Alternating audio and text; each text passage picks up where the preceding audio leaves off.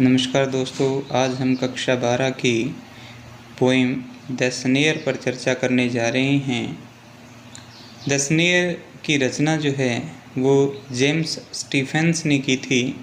James Stephen's का जन्म 9 फरवरी 1880 को डबलिन नामक शहर में हुआ था। डबलिन जो है वह आयरलैंड की राजधानी है और इनकी मृत्यु जो है वह 26 दिसंबर 1950 को लंदन के अंदर हुई थी।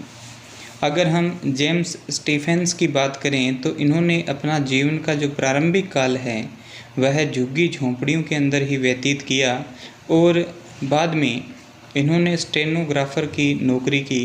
स्टेनोग्राफर का मतलब होता है आशुलिपिक। आशुलिपिक जो बड़े शीघ्र गति से लिखते हैं और संक्षिप्त में लिखते हैं किसी भी चीज़ को। जब कोई दूसरा बोलता रहता है और ये उसे लिपिबद्ध करने का, लिखने का कार्य करते हैं, इसे स्टेनोग्राफर कहते हैं। और उसके बाद इन्होंने असिस्टेंट क्यूरेटर की नौकरी भी की थी। अगर हम इनकी रुचि की बात करें तो जेम्स स्टीफन जो है वे गैलिक आर्ट के अंदर रुचि रखते थे। Gaelic GAELIC Gaelic art ART art. दोस्तों, यहाँ पर आगे बढ़ने से पहले मैं आपको बता देना चाहता हूँ कि गैलिक आर्ट जो है वो होती क्या है। गैलिक आर्ट का तात्पर्य है कि आयरलैंड के निवासी जो सेल्ट्स कहलाते थे, CELTS सेल्ट्स, जो सेल्टिक भाषा का प्रयोग करते थे, इन लोगों के पास में एक निश्चित रीति रिवाज, परंपराएं और सभ्यताएं होती थी जिनका ये पालन करते थे। और इनकी जो कला थी, इनकी जो आर्ट थी, उसे ही गैलिक आर्ट कहा जाता है।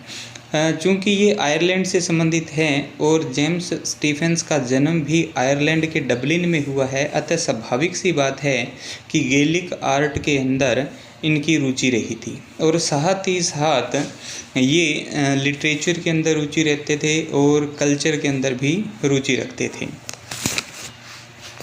ये तो बात हुई हमारे पोइट जेम्स स्टीफेंस की। अब हम अपनी पोएम के बारे में चर्चा करते हैं। हमारी जो पोएम है द स्नेयर, स्नेयर का मतलब होता है जाल। इस पोएम को स्टार्ट करने से पहले इसके बारे में मैं थोड़ी सी चर्चा कर लेना चाहता हूँ, आपको इसकी संक्षिप्त जानकारी देना चाहता हूँ। स्नेयर शब्द जो है वो यहाँ पर लॉस ऑफ फ्रीडम के लिए आया है, स्वतंत्रता के समाप्त हो जाने के लिए आया हुआ है, या इम्प्रिजनमेंट के लिए आया है, जेल में बंद हो जाने के लिए आया है। हमारा जो पोइट है जेम्स स्टीफेंस, इनको एनिमल लवर के रूप में देखा जा सकता है। और इस पोएम की जो मुख्य थीम है वो है प्रोटेक्शन और freedom for wild animals. Protection and freedom for wild animals, जो जंगली जानवर है उनकी सुरक्षा करना और उनकी स्वतंत्रता को बनाए रखना ही इस कविता की मुख्य विषय वस्तु है जिसके ऊपर हमारे लेखक ने लिखा है। हमारी जो कविता है द स्नेयर, ये आयम्बिक टेट्रामीटर के अंदर लिखी हुई है। आयम्बिक टेट्रामीटर, आयम्बिक टेट्रामीटर होता क्या है मैं आपको बता देता हूँ कि इसके अंदर 4 आयम्बिक फीट होते हैं। फीट का मतलब होता है दो मात्राओं वाला कोई भी वर्ड, कोई भी शब्द। और इसके अंदर ऐसे कुल मिलाकर के 4 आयम्बिक फीट होते हैं, यानी कि कुल 8 सिलेबल होते हैं, जिसके अंदर पहला जो है वह अनस्ट्रेस्ड होता है, यानी जिस पर जोर नहीं दिया जाता, जिसको शॉर्ट में या जल्दी में बोला जाता है। और इसका जो सेकंड सिलेबल है वह स्ट्रेस्ड होता है, यानी उसको जोर दे करके बोला जाता है। अब हम इस पोएम पर चलते हैं, प्रत्येक लाइन पर चलते हैं, और आई होप आप इसे बहुत ही ध्यान से देख रहे होंगे, क्योंकि परीक्षा की दृष्टि से ये बेहद बेहद और बेहद इम्पोर्टेंट है।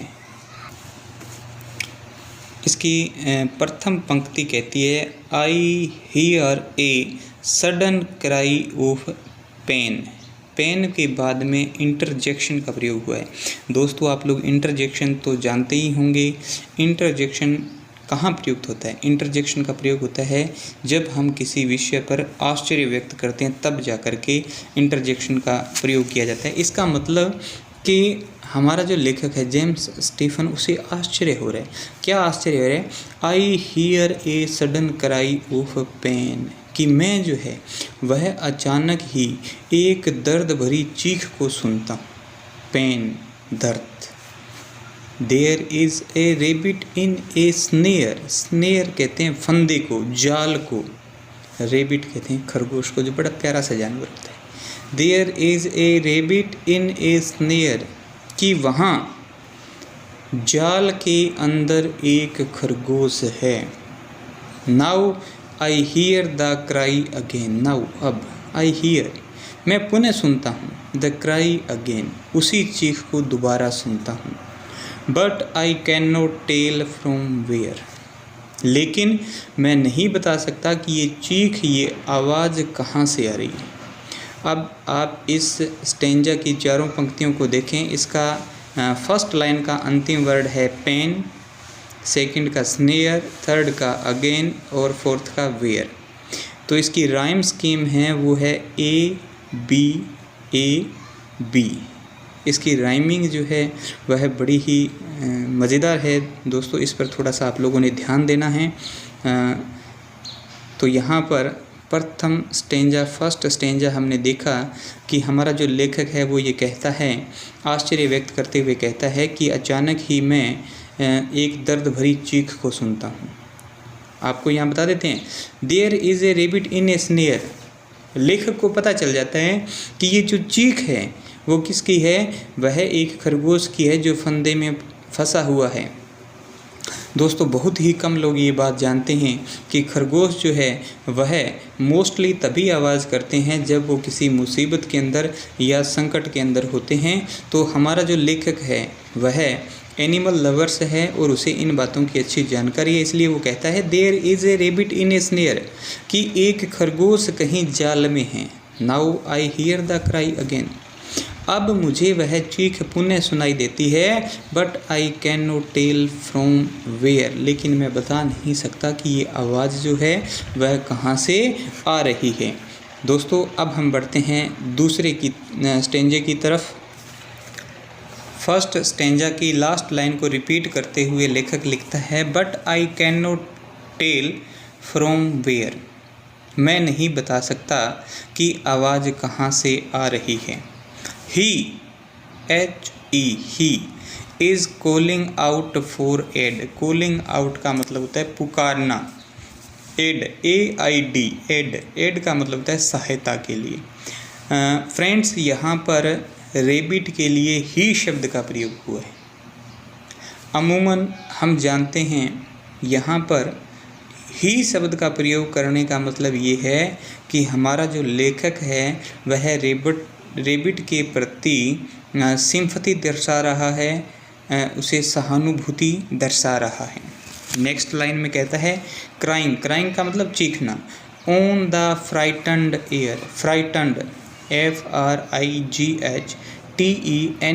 Frightened air, frightened air, frightened air यहाँ पर एक फ्रेज़ के रूप में आया है। फ्राइटन्ड एयर का मतलब होता है, वैसे तो अगर अलग अलग करें तो हवा, दर्द भरी हवा हो सकता है, लेकिन यहाँ पर फ्राइटन्ड एयर का मतलब है भयपूर्ण वातावरण, या पूरा जो एटमॉस्फियर है वह फियरफुल है, फियरफुल एटमॉस्फियर, यानी भय से पूरा वातावरण भरा हुआ है। Crying on the frightened air, यानी इस भयपूर्ण वातावरण में वह चीख रहा है। मेकिंग एवरीथिंग अफ्रेड, एवरीथिंग यहाँ पर जितने भी प्राणी हैं सभी के लिए है। मेकिंग एवरीथिंग अफ्रेड, अफ्रेड का मतलब भयभीत कर देना। और वह इस तरह इतने दर्द से चीख रहा है कि वह पूरे प्राणी जगत को ही क्या कर रहा है? भयभीत कर रहा है।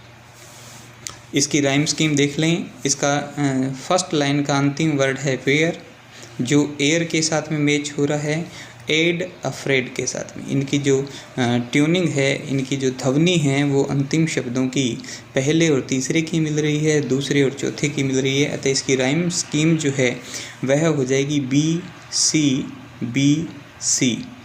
क्योंकि जैसे ही हमने देखा था फर्स्ट स्टेंजा के अंदर ए बी थी, तो स्नेयर और वेयर का प्रयोग हुआ था, यहाँ पर वेयर और एयर का प्रयोग हुआ है, तो बी जो है राइमिंग में रिपीट हुआ है। अब हम चलते हैं इसके तीसरे स्टेंजे की तरफ। फ्रेंड्स, तीसरा स्टेंजा जो है वो दूसरे की अंतिम लाइन से फिर शुरू हो जाता है। मेकिंग एवरीथिंग अफ्रेड, प्रत्येक प्राणी को भयभीत करते हुए। Wrinkling up his little face, little face छोटे से चेहरे को रिंकलिंग कहते हैं, कष्ट से सिकोड़ लेना, माथे के अंदर त्योड़ियाँ पड़ जाना। देखिए यहाँ भी इमेजनरी, विजुअल इमेजनरी का प्रयोग हो रहा है, कल्पना की जा रही है जैसे लेखक जो है उस खरगोश को देख रहा है, हालांकि खरगोश उसे दिखाई नहीं दे रहा। अमूमन हमें पता भी नहीं है कि खरगोश जब कष्ट के अंदर होता है तो क्या उसके चेहरे के ऊपर कष्टपूर्ण तनाव आ जाता है या झुर्रियाँ पड़ जाती है या वो अपने चेहरे को कोच लेता है। लेकिन यहाँ पर wrinkling up his little face, लेखक ये बात कहता है कि वह अपने छोटे से चेहरे को सिकोड़ लेता है। As he cries again for it, जैसे वह सहायता के लिए पुनः चीखता है। And I can not find the place, place मतलब वह जगह जहाँ पर वह है उसे मैं नहीं ढूंढ पाया, यानी लेखक ढूंढ नहीं पाता है कि हमारा जो रेबिट है वह कहाँ पर है। इस स्टेंजे की राइम स्कीम जो है वो afraid, aid, face, place match हो रही है, तो यहाँ पर सी डी राइम स्कीम का प्रयोग हुआ है। अब हम चलते हैं इसके चौथे स्टेंजे की तरफ। फोर्थ स्टेंजे के अंदर तीसरे के अंतिम पंक्ति को दोबारा रिपीट करते हुए लेखक लिखता है, and I can not find the place, और मैं उस जगह को नहीं ढूंढ पाया। वेयर हिज पो इज इन द स्नेयर, पो कहते हैं पंजे को, PAW, पो का मतलब होता है पंजा, जहाँ उसका पंजा जाल के अंदर फंसा हुआ है। लिटिल वन, ओ लिटिल वन, यहाँ पर सिंपैथी की दृष्टि से लेखक जो है सहानुभूति दर्शाते हुए उसे छोटे प्राणी, ओ छोटे प्राणी से पुकारता है, लिटिल वन के नाम से पुकारता है। आई एम सर्चिंग एवरीवेयर, मैं तुम्हें प्रत्येक जगह तलाश कर रहा हूँ, मैं तुम्हें प्रत्येक जगह तलाश कर रहा हूँ। यानी अंत तक हमें उस रेबिट के बारे में कोई जानकारी नहीं मिलती है। लेखक बड़ा व्यग्र होकर के, चिंतित होकर के, दुखी होकर के वह उस रेबिट की तलाश करता है, लेकिन अंत तक उस रेबिट के बारे में लेखक को कोई जानकारी नहीं मिलती है। यहाँ पर जो राइम स्कीम है वो आप थोड़ी सी देखें। फर्स्ट में है प्लेस,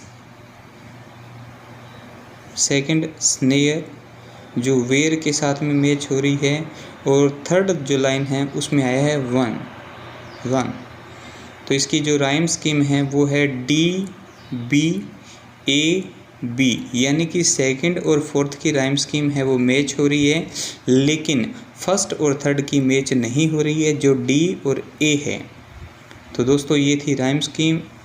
यहाँ पर यदि हम गौर करें तो मैं आपको एक बात बता देना चाहता हूँ कि जो फर्स्ट 2 स्टेंजाज हैं उसके अंदर आयम्बिक टेट्रामीटर का बहुखूबी प्रयोग हुआ है, क्योंकि वहाँ पर फर्स्ट सिलेबल जो है वह अनस्ट्रेस्ड है और सेकंड सिलेबल जो है वह स्ट्रेस्ड है, लेकिन अंतिम 2 स्टेंजा के अंदर अंतिम वर्ड जो है वो स्ट्रेस्ड नहीं है।